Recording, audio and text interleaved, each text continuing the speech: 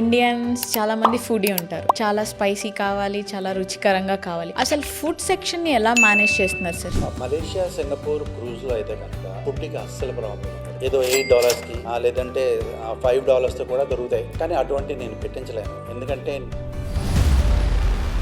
అందరికీ డౌట్ ఉంటుంది సార్, అంటే ఫస్ట్ ట్రిప్ అనేది చాలా మెమరబుల్గా ఉండాలి అని చెప్పేసి ఉంటుంది, మెమరీస్ని సేవ్ చేసుకోవాలి అని.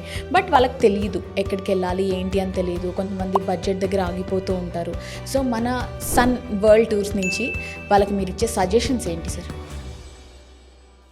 కమ్ టు సీనియర్ సిటిజన్స్, మీరు వాళ్ళకి ఎలాంటి ధైర్యాన్ని ఇస్తున్నారు? అంటే ముందే బాండ్ అట్లా ఏమైనా రాసుకుంటారా మీ కంపెనీ నుంచి, అక్కడ ఏం జరిగినా మాకేం ప్రాబ్లం లేదు అని చెప్పేసి? అందరూ ఏ ట్రావెల్ ఏజెంట్స్ అయినా ఇండియాలో మీకు టర్మ్స్ అండ్ కండిషన్స్లో సంతకాలు పెట్టించుకుంటారు. మీరు అడిగిన వాటికంటే కూడా ఇంకా 100 రెట్లు అన్నీ రాసి ఉంటాయి.